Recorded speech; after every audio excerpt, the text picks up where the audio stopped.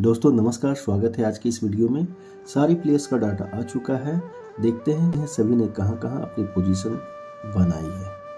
Retailers ने future index में long किया है लगभग 2300 के आसपास। उसके अगेंस्ट फ्यूचर को शॉर्ट किया है 460, यानी कि यहाँ पर ये बुलिश बनते हुए दिख रहे हैं फ्यूचर्स में।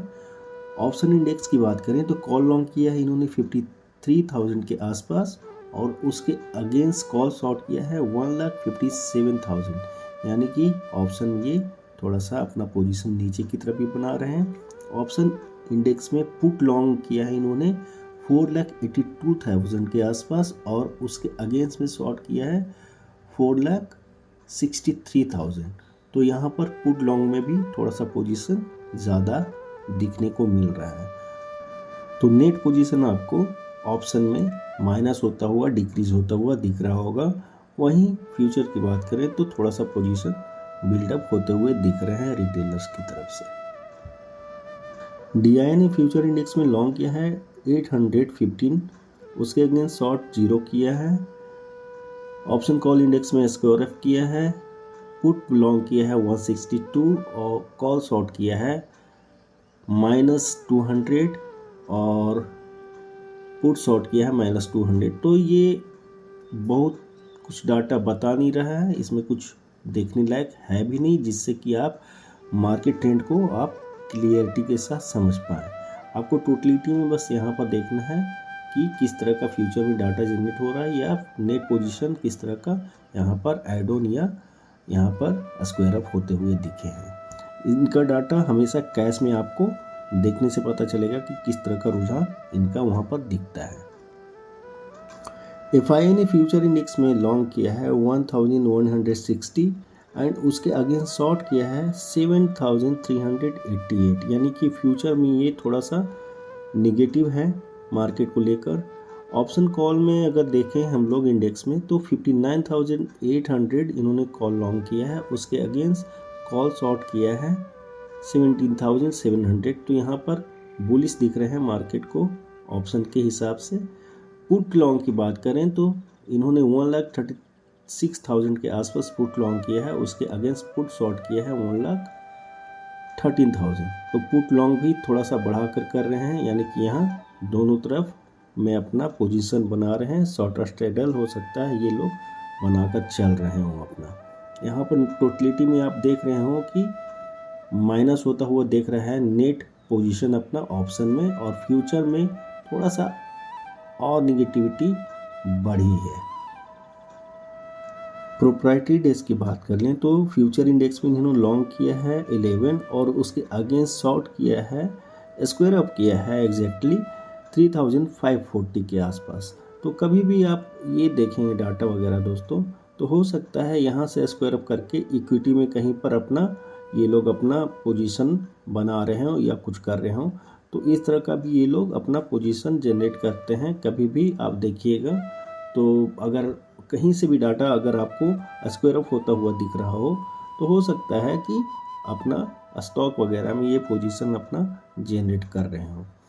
ऑप्शन इंडेक्स की बात कर लें तो कॉल लॉन्ग किया है इन्होंने 57,000, उसके अगेंस्ट जो है शॉर्ट किया है एग्जैक्टली यहाँ पर भी स्क्वायर अप किया है 3,800 के आसपास। तो यहाँ कॉल लॉन्ग करके जा रहे हैं ऑप्शन में, तो यहाँ भी ये बुलिश दिख रहे हैं।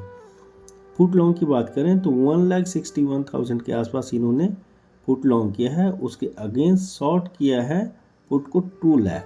तो यहाँ पर भी टोटलिटी में बुलिश ही है। मार्केट कल की अपेक्षा आपको यहाँ पर पॉजिटिव जोन में जाता हुआ दिख रहा होगा। वहीं फ्यूचर में भी आपको थोड़ा सा निगेटिविटी कम होती हुई दिख रही होगी। तो DI और FI ने किस तरह का काम किया है कैश में।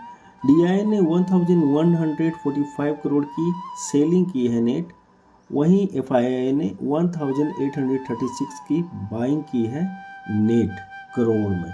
PCR अभी देख रहे होंगे 0.85 है। ये है तो निगेटिव जोन में ही, लेकिन मार्केट ने जिस तरह का यहाँ पर पॉज लिया है, हो सकता है मार्केट आने वाले टाइम पर ऊपर की तरफ जाता हुआ दिख सके। FII का भी इनफ्लो आता हुआ यहाँ पर दिख रहा है, तो हो सकता है कि मार्केट में आपको एक पॉजिटिव मोमेंटम दिख सकता है मंडे के दिन में। तो आइए दोस्तों समझने की कोशिश करते हैं कि किस किस स्ट्राइक प्राइस पर पोजीशन जनरेट हुए हैं या वहां से स्क्वायर ऑफ हुए हैं। कॉल राइटर ने जो अपना पोजीशन बनाया है दोस्तों, वो है सबसे ज़्यादा अभी के टाइम पर जो दिख रहा है 26,000 के ऊपर, उसके बाद है 25,900 के ऊपर और एक और है 25,800 के ऊपर। तो ये सबसे बड़े आपको कॉन्ट्रैक्ट आपको रिसेंट में कॉल राइटर की तरफ से दिख रहे होंगे। ऑल्दो 25,800 के ऊपर आपको कॉल जो है उनका पोजीशन कॉन्ट्रैक्ट वगैरह स्क्वायर ऑफ होता हुआ दिख रहा है। नीचे की तरफ से ये अपना पोजीशन हटाते जा रहे हैं। हो सकता है कि इनको आभास हो गया हो कि मार्केट मंडे या ट्यूसडे के दिन में 26,000 या 26,100 के आसपास जा सकता है, तो इन्होंने अपनी पोजीशन यहाँ पर से थोड़ा सा क्लोज किए हैं। 25,650 के ऊपर भी पोजीशन जो है क्लोज होते दिखे हैं, बट 25,600 पर पोजीशन अभी भी बने हुए हैं। तो मार्केट के लिए जो रेंज हो सकता है कि एक बार को 25,600 के आसपास जाए और वहाँ से एक अपवर्ड मूव 26,000 के आसपास का दे। वहीं अगर पुट राइटर की बात करें तो पुट राइटर जो है थीटा डिके के कारण इनका प्रीमियम तो ऐसे भी जो है जाता ही रहता है, गलता ही रहता है मार्केट में। तो इस कारण से क्या है, ये आउट ऑफ द मनी का जो है प्रीमियम हमेशा स्क्वायर ऑफ करके ही चले जाते हैं। फिर भी इनका जो पोजीशन बना है आज के दिन में वो बना है 25,600 के आसपास, एंड एक और सपोर्ट बना है 25,500 से लेकर 25,450 तक का। ये जो रेंज है यहाँ से सपोर्ट आता हुआ दिखा है मार्केट में, वहाँ से रिकवरी भी होती हुई दिखी है जो लगभग 25,700 के आसपास क्लोजिंग आज का हुआ है। तो मार्केट में कल या मंडे के लिए किस तरह का रह सकता है सेटअप, वो हम लोग चार्ट पर समझने की कोशिश करते हैं। तो दोस्तों चार्ट पहले से ही मैंने ड्रॉ करके रखा हुआ है। तो दोस्तों लास्ट सेशन में हम लोगों ने क्या डिस्कस किया था कि मार्केट अगर कहीं यहीं से अगर रेड कैंडल बनाती है तो हम लोग नीचे की तरफ का एक सेटअप लेंगे जो कि रहेगा 25,750 का। हम लोगों को ये आता हुआ दिखा। सेकंड जो हम लोगों ने सपोर्ट के तौर पर रखा था वो 25,490, वो भी एग्जैक्टली आता हुआ दिखा और मार्केट ने ठीक यहीं से एक पॉज लिया और फिर से अपने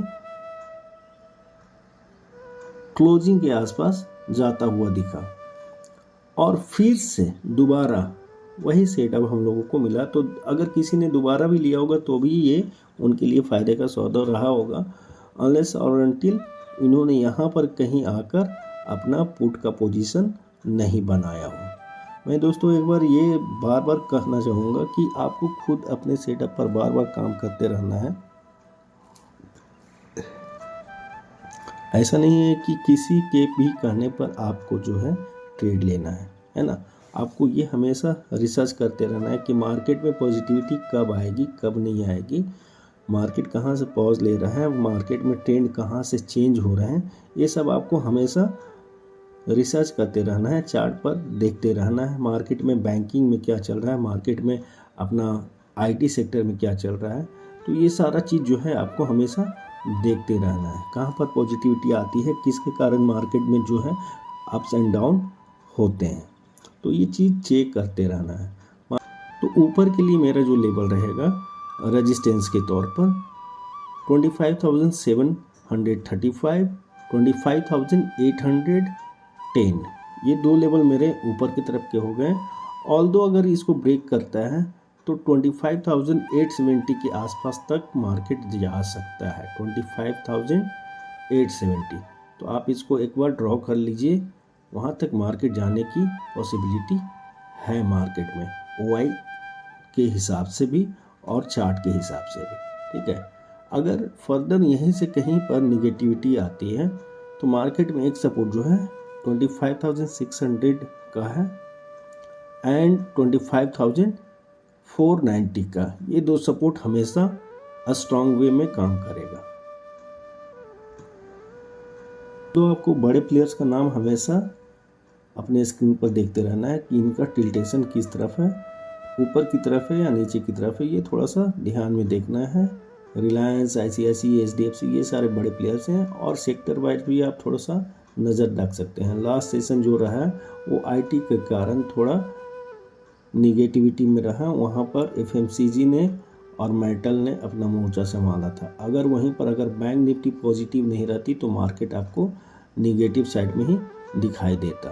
तो बैंक जो है हमेशा अहम भूमिका निभाता है मार्केट को ऊपर या नीचे ले जाने में। उसके साथ साथ IT के सेक्टर और मेटल भी थोड़ा सा अपना वेटेज रखते हैं निफ्टी 50 के अंदर में। तो बैंक को हमेशा तवज्जो दीजिए, बैंक को नज़र में रखिए और बैंक के हिसाब से थोड़ा सा अपने निफ्टी में ट्रेड लेने की कोशिश करिए।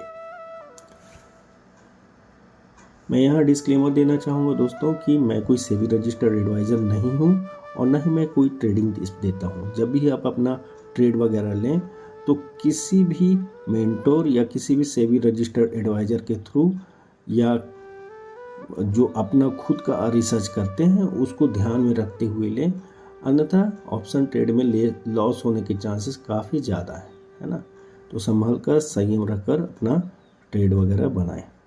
तो आज के वीडियो में बस इतना ही था।